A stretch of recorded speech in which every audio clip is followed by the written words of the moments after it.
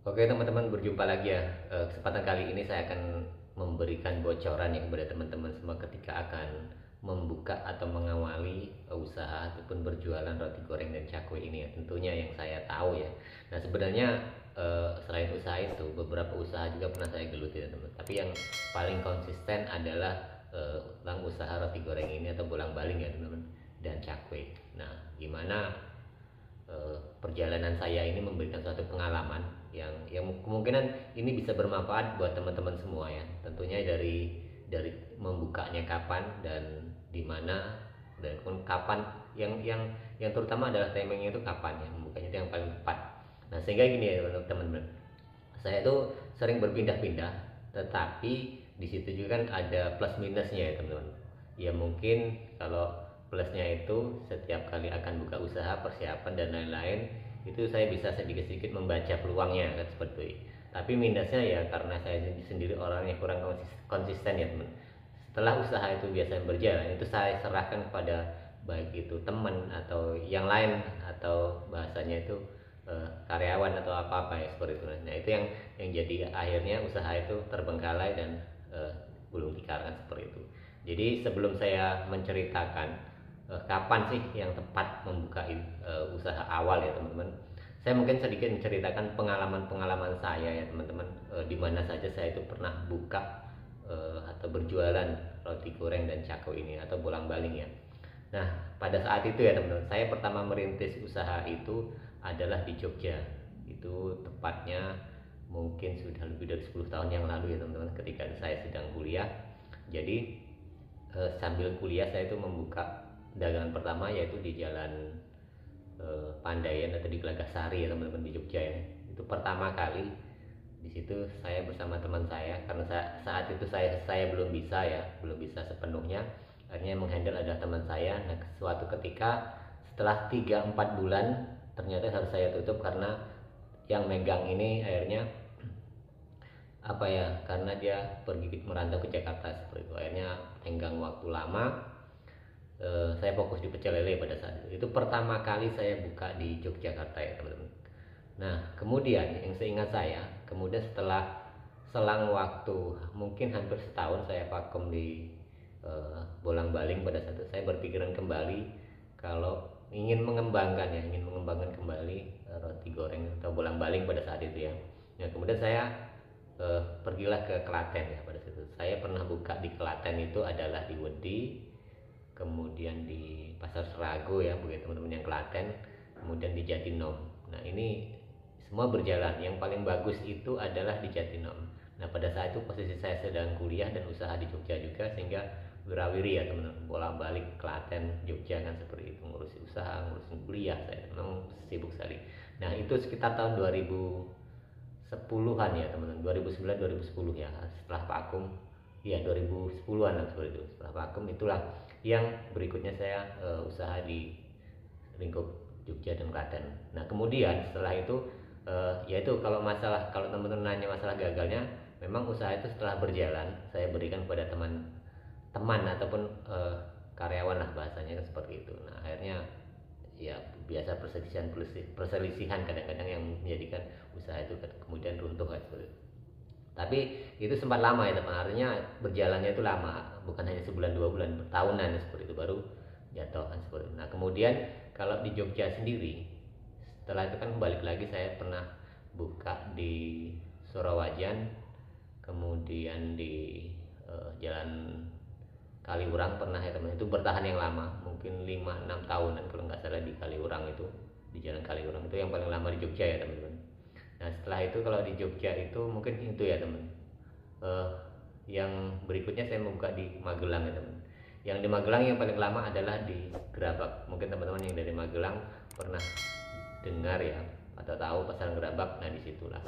Nah itu di Gerabak yang lama, walaupun pernah juga buka di daerah kota Magelang tapi sebentar karena itu punya teman sebenarnya, hanya membukakan saja. Nah itu, nah kemudian setelah itu saya itu ke Palembang teman, ke Palembang. Di Palembang itu sempat punya beberapa cabang, mungkin 3 atau 4 cabang ya, seperti itu. Dan itu tidak bertahan lama, sekitar 2 tahun lah, seperti 2 tahun terjadilah gesekan, ini seperti itu biasa. lagi-lagi hal-hal serupa ya. Nah, setelah di Palembang itu saya kalau nggak salah kembali lagi ke meneruskan yang di Jawa. Jadi di Jawa itu masih sebenarnya seperti itu teman-teman ya. Di Jawa, kemudian yang terakhir kemarin adalah walaupun sempat buka di daerah Bekasi ya teman-teman. Daerah Bekasi itu mungkin berjalan hanya sekitar 4-5 bulan karena ternyata tidak kuat di sana, nyewa kiosnya mahal, kemudian ternyata ekonomi di sana. Tetapi bukan hanya buka roti goreng aja, sini buka pecel lele dan lain, dan pada saat akhirnya jatuh juga seperti itu. Nah kemudian setelah itu saya baru ke Kalimantan ya teman. Di Kalimantan itu ya kalau sekarang tuh masih Kalimantan teman, masih cuma yang pegang tuh adik-adik, masih ada sekitar 3 gerobakan karena sebenarnya ada yang lain cuma udah artinya sudah tidak bisa diharapkan itu masih. Nah setelah di Kalimantan barulah saya tuh buka di sini seperti di Bandar Lampung ini, artinya baru seumur jagung ya teman, baru merintis seumur jagung. Nah itulah teman-teman ya, dari pengalaman saya sendiri mungkin banyak saksi ya teman, mungkin teman-teman saya juga yang di Jogja artinya mengatakan bahwa saya sendiri, saya tidak menyombongkan diri seperti itu, bahwa kebanyakan itu mayoritas lah itu kan bisa jalan, cuma saya kurang konsisten ya teman-teman, kurang konsisten dalam mengelola ya, kadang terlalu lepas begitu saja sehingga ya namanya usaha keuangan itu tidak seperti yang kita harapkan seperti itu. Nah di situ tentunya teman-teman ya banyak sekali hal yang bisa saya tangkap, artinya ketika membuka awal itu yang tepat itu pada saat kapan ya. Nah ini menjadi satu poin buat teman-teman semua ketika ingin membuka usaha nanti. Kalau saya itu biasanya membuka usaha itu saya lihat dulu teman, lihat sikon. Pertama adalah dari musimnya dulu, artinya cuaca. Cuaca ini sangat menentukan teman. Kalau kita buka, contohnya pada saat ini saya itu buka di Bandar Lampung ini karena musim kemarau ya teman. Ini maksud saya cuacanya. Musim kemarau itu kalau namanya gorengan, makanan seperti kita itu daya belinya masyarakat masih cenderung menurun sekali ya teman-teman.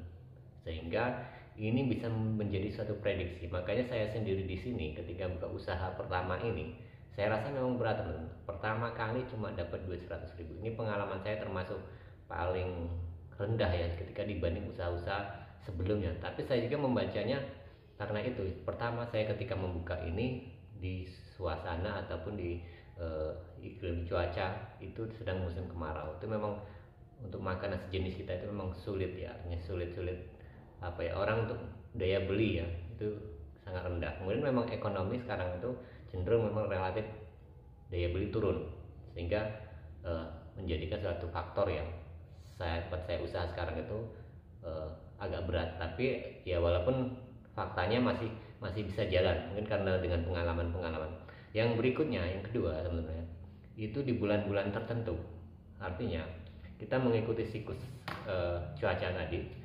Kalau biasanya musim kemarau itu ya teman-teman, puncak-puncaknya memang di sekitar sekarang ya, mungkin April ke Agustus seperti itu. Nah sehingga nanti di bulan September, Oktober ataupun sampai Januari, Februari, Maret itu sedang on fire-nya lah ibaratnya seperti itu. Jadi kita sedang bagus-bagusnya usaha. Nah di situ juga letak teman-teman ketika ingin merintis usaha. Saya yakin itu menjadi ya ada poinnya, artinya perkembangan itu akan lebih cepat. Nah kalau dulu saya sering sekali mengincar buka usaha itu adalah posisinya di bulan Januari, Februari, karena di bulan-bulan ini musim hujan itu memang deras-derasnya. Walaupun ya teman-teman tanda kutip ya, kalau kita pas jualan kehujanan otomatis kan omset turun. Tapi kalau di musim hujannya, coba teman-teman bayangin, kalau upahnya malamnya nih hujan gitu kan, malamnya hujan, paginya jualan, pasti ada efeknya seperti itu. Nah itu salah satu kunci ya teman-teman.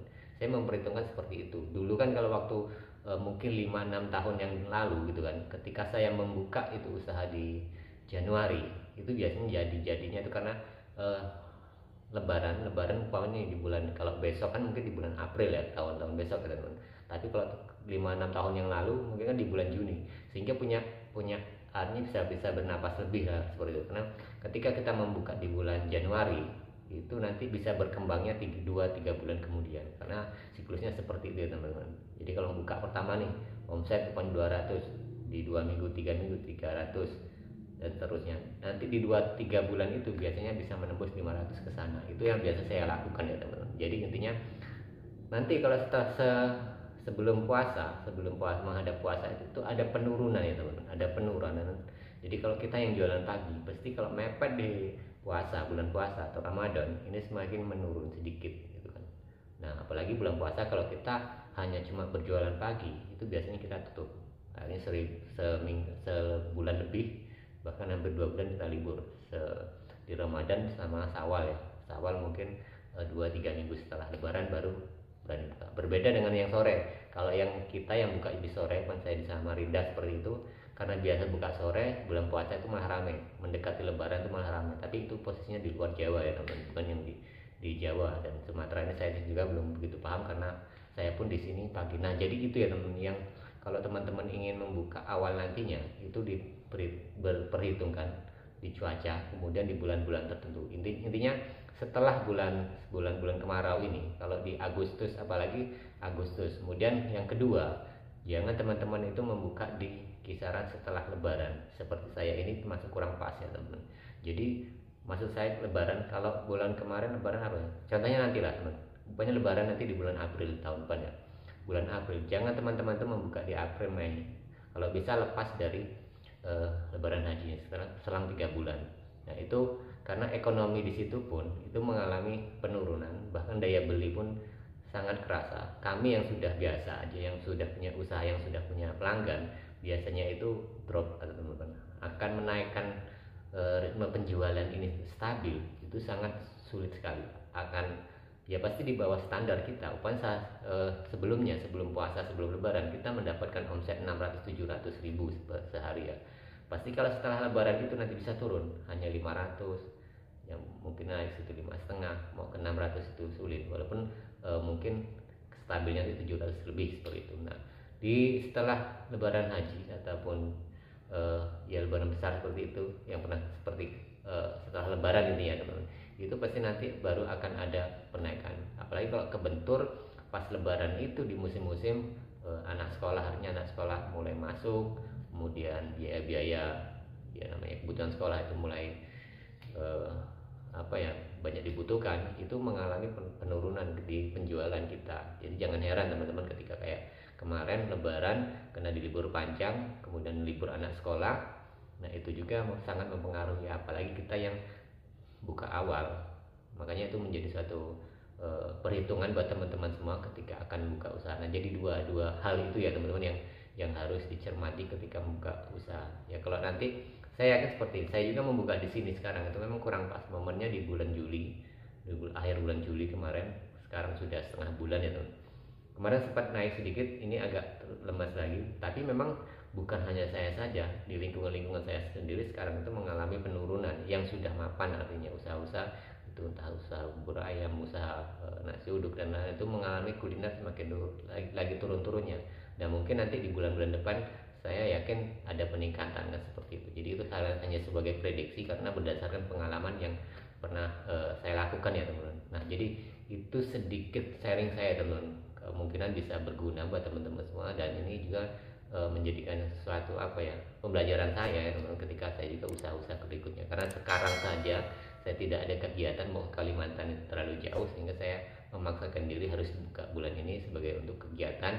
Yang kedua memang kalau tidak berjualan saya juga tidak bisa ngonten ya teman-teman. Jadi ide-ide itu tidak keluar seperti itu. Oke, terima kasih buat teman-teman semua. Sekali lagi kita bahas yang lain nanti di pertemuan-pertemuan dan video-video berikutnya.